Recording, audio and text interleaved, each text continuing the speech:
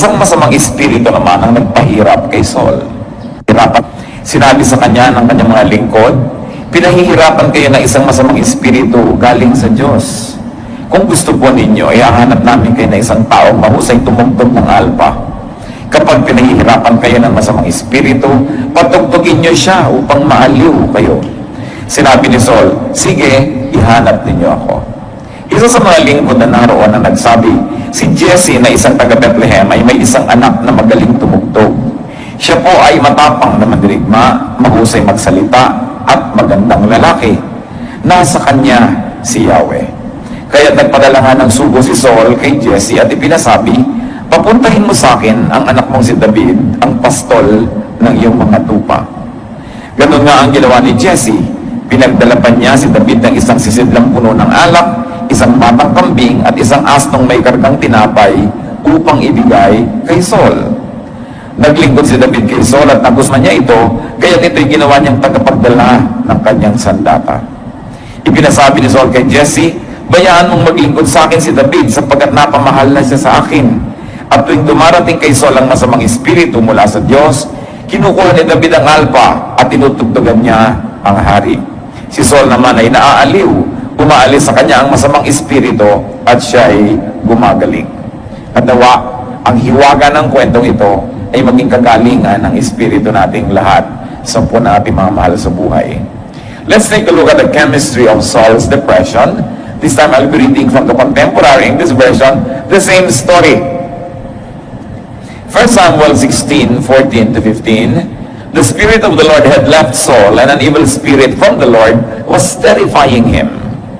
It's an evil spirit from God that's frightening you, Saul's officials told him. So this depression and the frightening factor, natatakot siya. Alam niyo yung mga nade-depress, minsan may kinakatakutan na hindi maintindihan kung nasa paligid. Ba't ka natatakot? Hangin lang yan, kwarto lang yan. Ba't ka natatakot? Kasi mayroong spiritual factor kumisan. So, ang nakita natin dito, isa sa mga dahilan o timpla ng depression niya is there was very little or no spirit of God in him. Umalis na ang pabor ng Diyos sa kanya.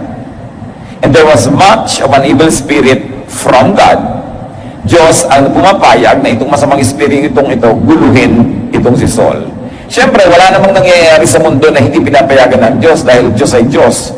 Pero hindi ibig sabihin na yun ang perfect will niya para sa tao, pero pinapayagan niya dahil kadalasan, yun ang hinihingi nung lifestyle nung tao. Halimbawa, na-aksidente ka dahil nagpapabaya ka o nagpabaya yung iba, napapayagan kasi yun ang ginagawa ng mga tao. Pero hindi naman sana yun ang perfect will ng Diyos para sa atin. We see here the giving, the departure and withdrawal of the evil spirit, and the arrival, the presence, and the terrorizing of an evil spirit from God. Here's an interesting, even a mysterious interplay of good and evil spirits. Now, take note that the absence of God's Spirit was replaced by the presence of an evil spirit from God. What do we learn from here? The departure of God's grace creates a vacuum that attracts the opposite force or power. Kung puspos ka na espiritu ng Diyos at umalis yun sa'yo, mabavacuum ka. At yung mga vacuum cleaner, bakit niya hinihitit ang dumi? Kasi a vacuum will always attract anything. At pagka nawala ang espiritu ng Diyos sa tao, nagiging vacuum siya, hinihitit ng puso niya yung mga masasamang espiritong nasa paligid. Hindi pwedeng walang laman, laging meron. So pinipili lang natin, sino ba ang laman mo? Ano ba ang laman ng iyong puso? Now let's take a look at the cure to Saul's depression. Dahil nandiyan din sa kwento. Sabi ng mga tao, it's an evil spirit from God that's frightening you. At alam natin gumaling siya. So correct diagnosis cures the depression. Tama ang hatol, tama ang pag-aaral ng mga tao sa paligid kung anong pinagmumulan ng kanyang sobrang takot, pagkaligalig, pagkabalisa. Sabi niya, may masamang espiritong gumugulo sa iyo. 1 Samuel 16:16, Your Majesty, let us go and look for someone who is good at playing the harp. He can play for you whenever the evil spirit from God bothers you, and you'll feel better. Pansinin ninyo na hindi naman exorcism or casting out ang ipinayo. Ang ipinayo nila, ay isang bagay na nagpagaling dahil nabasa na natin yung buong kwento. So what cured Saul's depression was correct prescription. Doktor ka man, kung hindi ka marunong magpayo ng igagamot, baka lumala lalo ang pasyente. So tama ang ipinayo. So now we need good informed counsel and counselors. Sabi, kailangan ang kunin mo isang taong magaling tumugtog ng musika. 1 Samuel 16:17, all right, Saul answered, find me someone who is good at playing the harp and bring him here. The cure was Saul's submission to correct counsel. Kung may matinong nagpayo, maganda ang payo, ang pagsunod doon ang magiging daan para gumaling ang isang karamdaman. And there was cooperation from his part. Hindi sabi, ano palagay niyo sa akin? Nasisiraan? Ano palagay niyo sa akin? Blah, blah, blah. Sabi niya, o sige, humanap kayo. Kung yan ang tingin ninyong mabuti at natikwen sa akin. 1 Samuel 16:18, a man named Jesse who lives in Bethlehem has a son who can play the harp. One official said, he's a brave warrior, he's good-looking, he can speak well, and the Lord is with him. So what brought healing? A fitting therapist. Tugma, akma, bagay na therapist o dadaanan ng kagalingan patungo sa pasyente. At ano kanyang mga katangian? He was skilled at playing the harp. Siguro kung bakit siyang tumugtog, sinto-sinto na to, baka lalong mabalisa ang pasyente. He was brave. Hindi lang matapang bumunta sa giyera, kundi matapang humarap sa isang taong depressed, matapang na harapin ang dilim at lalim ng gabi, kahit kumisan may mga pangambaka at takot, buo ang loob. Yung mga taong buo ang loob, malaking blessing sa mga taong nasisiraan ng loob. Kaya ikaw ay matapang o pinipilit mo maging matapang ka for the sake of somebody na nanghihina ang loob, ministry yun sa iba.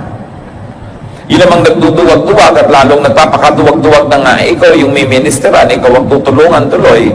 Kaya pumipili ka, ako ba yung magiging problema dito? Ako ba yung sosolve ng problema? And he was good looking. Siyempre naman, nakakagaling naman yung pagtiningnan mo, nade-depress ka, naaalala mong may Diyos. No? Yung maayos, neat, mabango, no? Neat na malinis, nakakatulong talaga. And someone who speaks well. Meron naman, kukuhanan ka lang ng blood pressure, ang taas. Ninervyos ka na lalo. Alam niyo, pagkuha ng blood pressure, ministry yan. Pag nakita mo ang taas, sasabihin ng pasyente, ano, mataas-taas ng kaunti, mag-relax kayo at mababayan. Hindi, nakakita na kayo ng ganun kukuha ng blood pressure? Sura, iba yung, dahil sa kanya, kaya namatay yung pasyente. You speak well. Ibig sabihin, magaling ka magbitaw ng salita, nakakapagpahupa ka ng kalooban, yung galit, nawawala yung galit, yung natatakot, nagkakaroon ng assurance. Ganun na magalang magsalita. Ministry ang pagsasalita. Nagsasalita pa lang tayo, may gumagaling na o may nalumalala. Kuminsan man, pupuntahan yung pasyente, ang payat mo, para ka ng buho. Dumalaw ka pa. Quiet ka na lang. So, para yata ang naglulus ka ng konting weight. You know, you soften the impact of anything that is unnice. And then this person, among others, and the best of all, is that he was anointed. The Lord is with him, according to Scripture. Now, Samuel, 1 Samuel 16:21-22. Because of the qualities, Saul liked him much that he put David in charge of carrying his weapons. Not long after this, Saul sent another message to Jesse. I really like David. Please let him stay with me. So napaka-pleasant na kanyang pagkatao, masarap siyang kasama, nahulog ang loob sa kanya ng hari. He was likable. It's important to be likable. Kaya maraming Pilipino, liked, sought after nurses, therapists, caregivers. No? Kasi mga malalambing, kumisa kahit bola, no? At least, sumasarap ang pakiramdam ng pasyente. Yung may ngiti at caring, very important yan sa pagpapagaling. Now, what else contributed to the cure? Available, helpful, and cooperative supporters. Yung mga tao sa paligid niya, binigyan siya agad ng tamang payo. Kailangan mo, musician, na may itsura, magandang magsalita, buo ang loob, at higit sa lahat, anointed ng Diyos.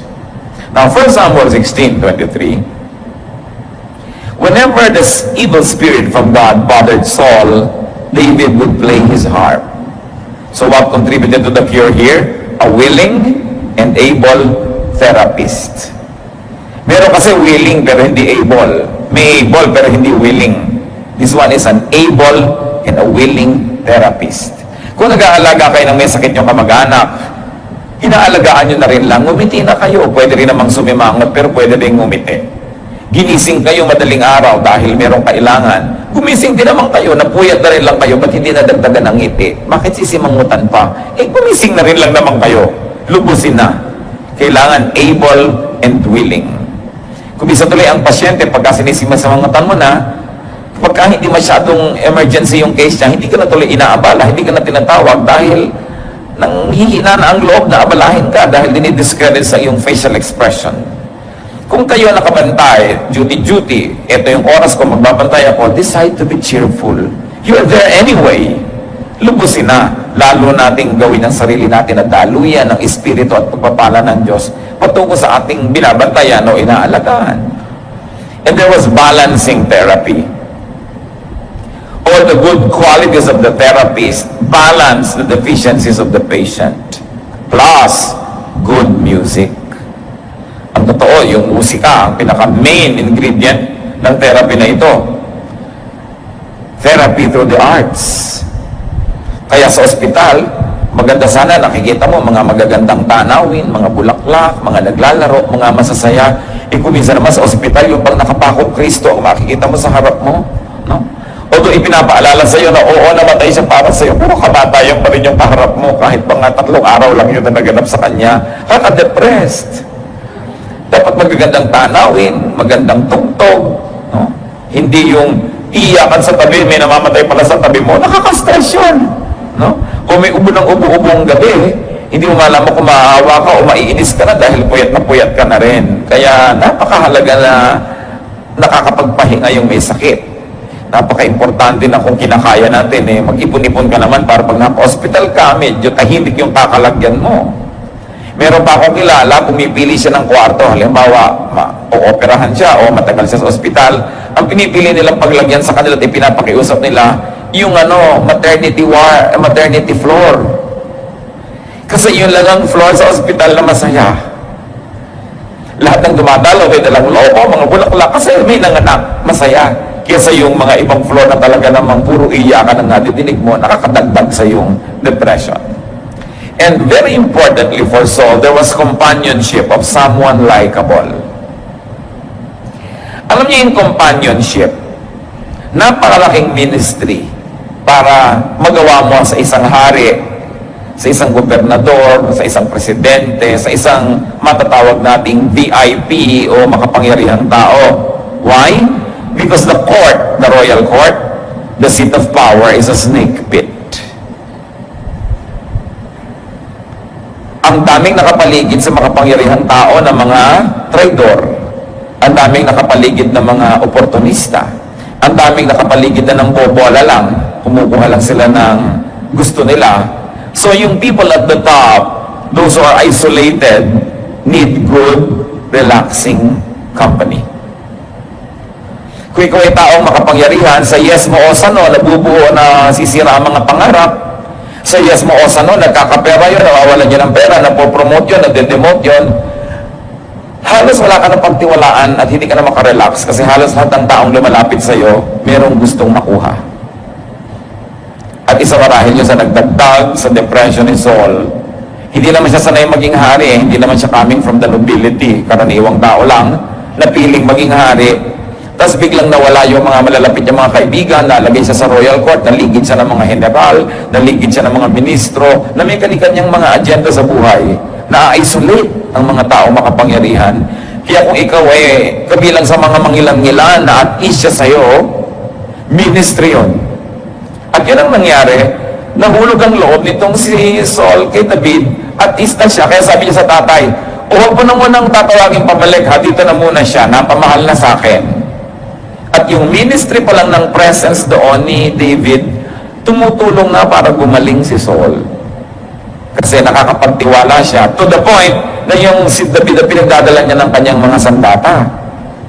Yung may weapon mo na hawak ng iba tapos katabi ka na pwedeng gamitin laban sa'yo, pagtitiwala yon. Yun lang ikaw ay napagkakatiwalaan kahit wala ka pang ibang ginagawa, nagmi-minister ka na kasi nakaka-relax yung may nasa sandalan na pagkakatiwalaan. He was not a threatening companion. Hindi katulad ng iba, nandun lang, tapos pag may nadinig, ipapamalita sa iba. O kaya, nandun lang para may hingin. O nandun lang para magsumbong o manira sa iba. Kaya mga tao matataas ang mga katungkulan sa buhay, mga ano yan paranoid. Pag may nadidinig, halos ayaw maniwala. Ano kaya ang gusto niya? Bakit siya lumalapit sa akin? Ba't siya nagre-regalo? Anong pabor ang hihingin niya na kapalit nito? Ba't niya hinihingi ang cellphone ko? Baka ipamigay niya sa lahat, tapos lahat tatawag na sa akin. These kind of things. Iba siya pa rin psychology of those people who are at the top. And unless you get to the top, you will never understand it. Ngayon, si David, naunawa niya yun, nakapag-minister siya. Saul would relax and feel better when David plays the harp. And very likely would also sing together with the playing. Then, the evil spirit would go away. Ito isa sa mga pinakamahalagang punto ngayon, mga kapatid. Hindi siya gumaling kasi umalis yung masamang spirito. Nakarelax siya, yung masama niyang pakiramdam may bumuti, at dahil doon, umaalis yung evil spirit. Hindi umalis muna bago bumuti ang kanyang pakiramdam. Hindi siya aalis nun. So what cured was Saul's relaxation and good feelings. If you want a worry, an anxiety, a depression to leave you, strive to feel good. Relax. Kasi ang masasamang espiritu, hindi pwedeng tumira sa puso na relaxed. Ayaw nila doon. Parang yung ipis, ayaw niya sa malinis na sahig. Pag may ipis sa bahay mo, maruming sahig, period. No? Dahil kung malinis yan, hindi yan titirhan ng ipis. Ngayon, ang masamang espiritu, ayaw niyang tumira sa malinis, payapa, tahimik, relaxed. Ang gusto niya yung naguguluhan ka, mainit ang ulo mo, nalilito ka, nagmamadali ka, gusto kang tirhan. Yung lagi ka na lamang nagalit, lagi ka nagsiselos, lagi ka na lamang na nakaangel, gusto kang tirhan. So, ang naging ministry was to make Saul feel relaxed. And once he was relaxed, the evil spirit left. Huwag yung umalis ka dyan, masamang espiritu, umalis ka dyan. Hindi, alis yun. The evil spirit from the Lord departs when and after Saul relaxes and feels better, not before. Isang malaking ministry na pag-relaxin mo ang kapwa.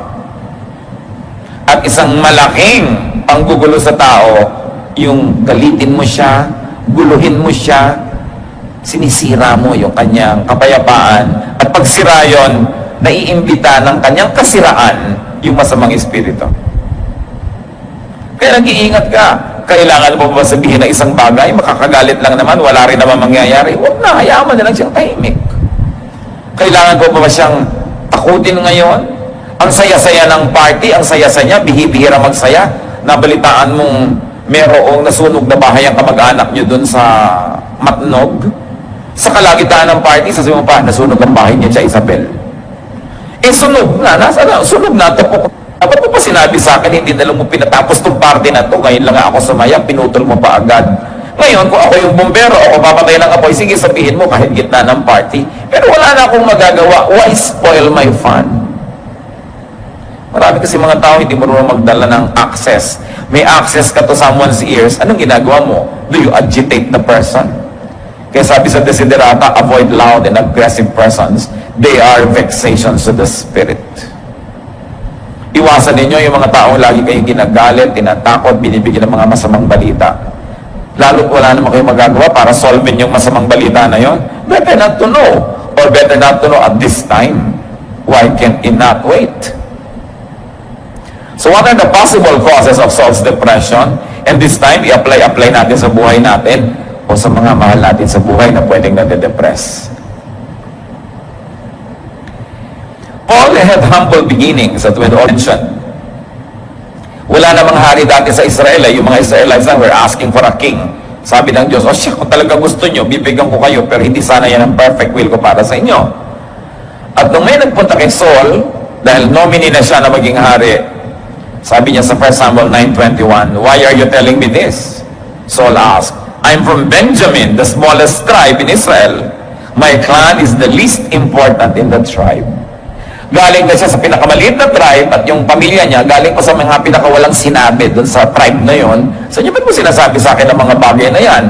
Hindi ako pwede maging hari. Simpleng tao lang ako. Yun ang pinanggalingan niya, tapos bigla siya naging hari. Anong possible na maging resulta nun? Disorientation. A sudden change of position or orientation.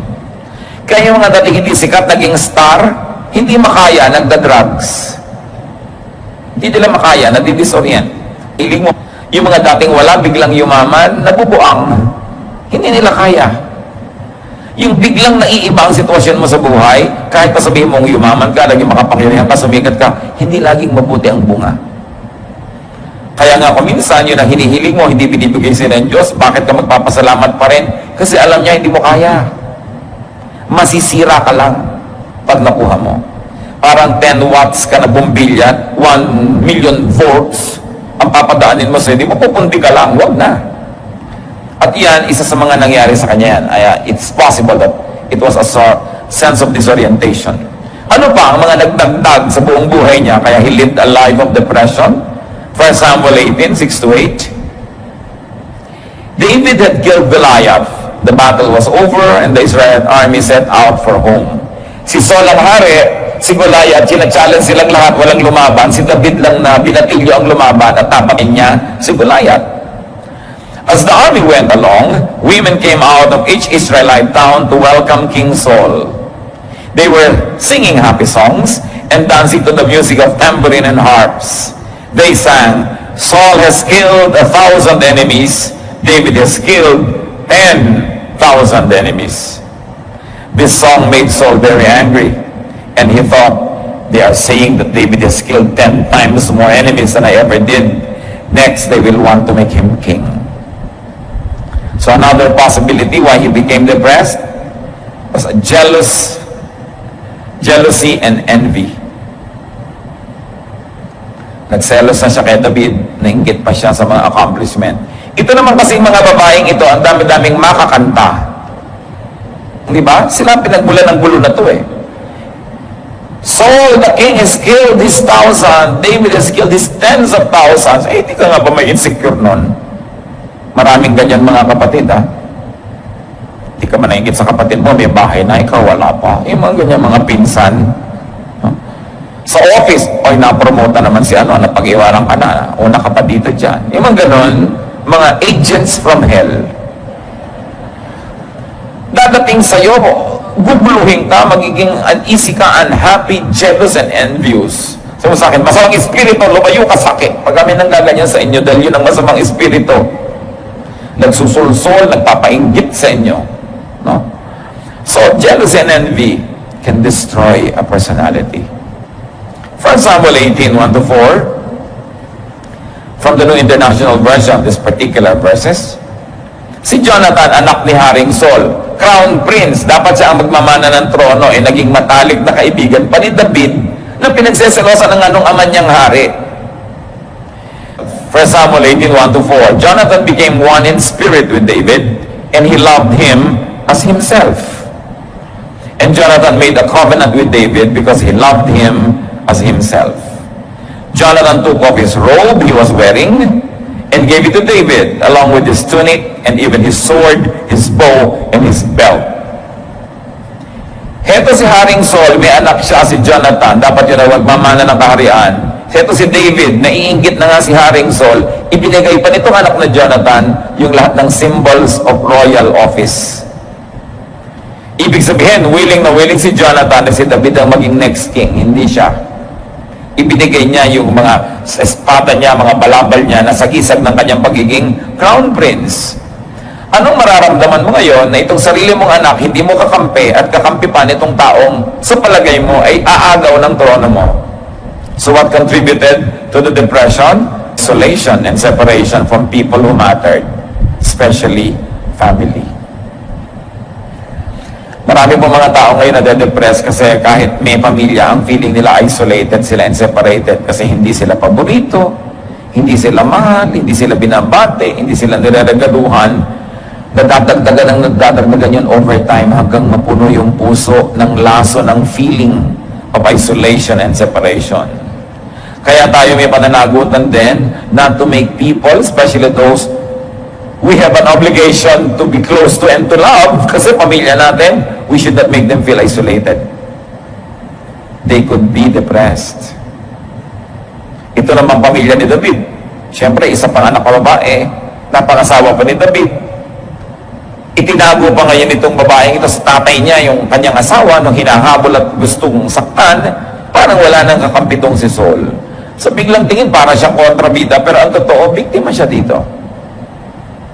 1 Samuel 20, 30-31, Saul was furious with Jonathan and yelled, "You're no son of mine, you traitor. I know you've chosen to be loyal to that son of Jesse.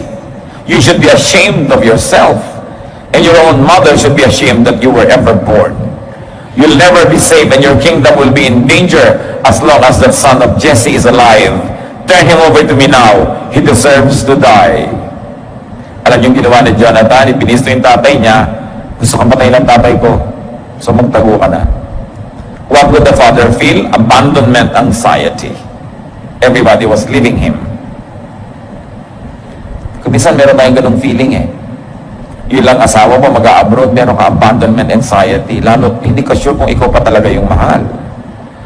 O kaya yung anak mo, mag-aasawa, ang feeling mo, iiwan ka. O kaya napamahala sa iyo ang isang kaibigan, mag-a-abroad pa, lalo tayo ngayon, 10 million OFWs, everybody is having a sense of abandonment. Gusto man o hindi gusto nung umaalis, yung pa rin ang ending, naiiwan ka. Pwede ka talaga ma-depress dyan. Yung naglalakad ka sa breakwater. O kaya ay nagtitirintas ka, samantalang wala kang buhok. Nakatingin ka lagi sa mga lubulubog na araw. Nangyayari yan, lalo sa maraming paghiwa-hiwalay. What could cause depression? In Saul's case and in ours, constant negative emotions. Kaya pag negative ang emotion nyo, mga kapatid, change the equation. Halimbawa, di ba? 3 plus 1 equals 4. Right? Ayaw nyo ng 4. Bakit 3 plus 1 ang 3 plus 1 kayo? Di magiging 4 din yun. Gawin yung 3 plus 2, 5 plus 7, para maging 4. Ngayon, kung may ginagawa kayo, lagi ang nagiging ending, nalulungkot kayo. Titingnan nyo yung mga picture, nalulungkot kayo. No? Mag-iisip kayo, malulungkot kayo. Mag-iisa kayo sa kwarto, makikinig ng tugtog, malulungkot kayo. Palitan nyo para hindi lungkot ang ending. Change the equation. Huwag kayong gumagawa ng nagpapalungkot. Huwag kayong mag-isip ng nakakatakot. Meron pa nga akong nakausap, gusto daw niya i-cremate siya. Sabi ko, naman kailangan i-cremate, pwede ka namang ilibing. Kung buhay pa ako, di napulong ako doon sa ataol. Pati yun inaalala mo. 5 araw ka na lang nakaburo, umaasa ka pang buhay ka pa. Pero, hindi ko lang pwede sabihin mo niyang isipin, naiisip niya Right? So, dapat ikaw magdisiplina sa sarili mo na huwag mong isipin ang mga bagay na yan. Pag may dumarating sa iyong espiritu na nakakatakot, nakakanervyos, nakakalungkot, pwede palayasin mo agad. Change your thought. Change the channel. Lumabas ka ng bahay, mag-jogging ka, kumanta ka, maligo ka, mamalansya ka, do something, change the equation. Hindi mo pwedeng alagaan yung lungkot kasi talagang hindi ka niya naiiwan. Kung nalulungkot ka, nag-iisa ka sa kwarto, di magsama ka. Walang tao, magsama ka ng mga manok. Kahit sino, magsama ka dyan. So, basta ibahin mo dapat. Huwag kang papayag, kapatid, na yung negative emotion mo nakatira sa'yo. Palayasin mo yan. Kasi sisirain ka niya. But the cause of depression, especially Saul, was the departure of God's Spirit and favor. Which is probably not what we experience naman, no? Yun ang mga nauna. Genesis 6, 5 and 3. The Lord saw how bad the people on earth were and how everything that they thought and planned was evil.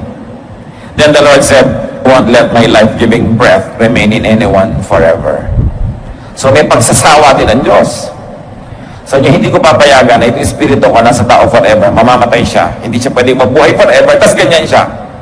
So ganun din yun, pag laging hirap na hirap yung espiritu ng Diyos na nasa iyo, kasi nakakainis yung mga feeling mo, nakakatakot, nakakalungkot, ang ugali mo, ganito, aalis ang kanong anointing ng Diyos. Hindi niya titiisin yun. Ayoko na. At gano'n ang nangyari kay Saul, nilayasan siya ng espiritu, at ang lumipat ay yung nag-aabang. Sabi niya, umalis lang dito ang espiritu ng Diyos, ako lilipat dito nilipatan nga. Tuwing inaalisan siya nung anointing presence. Hindi naman permanent may mga moment lang na nawawala yon. Parang tayo din, yung lungkot na, parang kung isang hangin na dumadapo lang naman. Yung mga panandali ang mga sobrang depression. Bakit naman kung lungkot mo sa gabi, ba't pag umaga na, biglang wala na, iba na uli. No? Sandali lang. Kaya ang mahalaga, pag dumadating ang depression, mga kapatid, lungkot, takot, just survive it. Dahil may bukas at may bukas, pero mamaya at mamaya, maiiba at maiiba yan. Pag naiba na yung lakad ng planeta, yung posisyon niyan, naiba na yung oras, naiba na yung liwanag, maiiba yan. Ang mahalaga, huwag kang sumabit at huwag kang madamit sa oras na yon. Survive it. Change the equation. Think happy thoughts. Perspire, exercise, do something para mawala yung isip mo sa iniisip mo. Lesson dyan mga kapatid, para hindi tayo alisan nung presensya ng Diyos na yon. We should make our heart and mind a suitable temple or sanctuary for God's Spirit. Di ba nililinis mo ang bahay pag may bisita, nililinis mo ang ospital pag may pasyente, linisin mo ang isip mo para yung Diyos doon magtira. Kasi ayaw niyang tirhan yung marumi. Alam nga, gustuhan niya yun. Could you or someone close to you be depressed? Could you or someone close to you be a candidate for depression? Ang dapat gawin, check your chemistry. Like we check the chemistry of Saul. Is there little or no Spirit of God? You know what you should do. Is there much of an evil spirit from God? You know what you should do. Be filled with God's Spirit. Ephesians 5:18, don't destroy yourself by getting drunk, but let the Spirit fill your life. Punuin mo ang puso mo, ang isip mo ng Espiritu ng Diyos, salita ng Diyos, mga awiting maka-Diyos, mga isiping malinis, mga hangaring maganda, lalayasan ka ng depression. Do not leave space for evil. Ephesians 4:27, don't give the devil a chance. Listen, brothers and sisters. Tuwing galit ka, nagsiselos, naiinggit, stressed, tense, you are giving the devil the chance.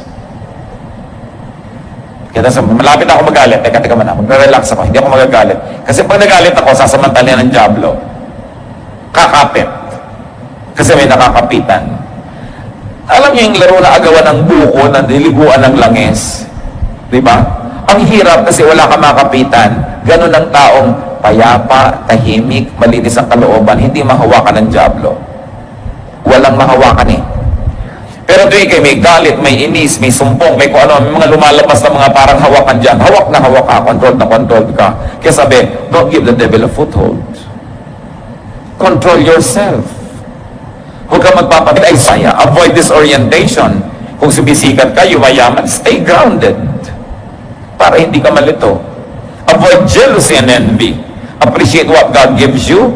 Appreciate what God gives to others. Avoid isolation and separation from people and family, which means we should be pleasant so people don't leave you. And very importantly for us who are not depressed, give companionship. Huwag niyong babaliwalain ng depression ng iba. Nalulungkot ako Ba't ka naman nalulungkot? Ang saya-saya nga. Nalulungkot siya. Irespeto mo yung feeling niya. Hindi mo pwedeng baliwalain yon. Ba't ka natatakot sa ipis? Ipis lang yan. Tapos tatapakan mo pa yung ipis, dudurug-durugin mo pa sa harap niya. Takot siya. Ikaw hindi. Pasalamat, hindi ka takot. He will never diminish or minimize the fears of others just because it is not your fear. Every feeling is valid, even if it is not your feeling. Ang iba, ba't ka na in love dyan? Ang pangit-pangit. Eh, sa in love siya, nagagandahan siya. Valid yung feeling niya kasi yun ang feeling niya. Huwag mong i-assign sa kanya ang feeling mo. Dadagdag ka lang sa tip na lulungkot ang mas madaling i-manipulate. Kaya mga kapatid, let's be kind. May nagsasaya, hayaan natin. Hindi ko masintunado lang ang pagkanta niya ng My Way, babarilin mo na. Hayaan mo na. Di ba? Kaya nga siya kumakanta doon at hindi sa recording studio. Kasi doon lang siya kumanta. Pag may nagsasaya, pwede niyong pagbigyan niyo na. Hindi niyo naman alam kung napakaraming lungkot na pinagdanasan niya at ngayon lang sumaya eh. Iinisip mo pa. Discipline your mind to think of what makes you feel good. Parang yung kanta ni Julie Andrews sa pelikulang The Sound of Music, yung My Favorite Things. Sabi niya, when the bee stings, when the dog bites, when I'm feeling sad, sabi niya, I simply remember my favorite things and then I won't feel so bad. So isipin niyo yung mga ganon. Philippians 4:8, keep your minds on whatever is true, pure, right, holy, friendly, and proper. Don't ever stop thinking about what is truly worthwhile and worthy of praise. When you think of your husband, think of what is worthy of praise, not is what is worthy of criticism. Pwede kang pumili kung sasaya ka o lulungkot ka. Ecclesiastes 8:15, so I think we should get as much out of life as we possibly can. There is nothing better than to enjoy our food and drink and to have a good time. Then we can make it through this troublesome life that God has given us here on earth. Sabi ni Solomon, kung may kinakain ka, enjoyin mo. May iniinom ka, inumin mo ng may pasalamat. Have a good time whenever you can. That is the only way to survive this life, which can really, admittedly, be difficult.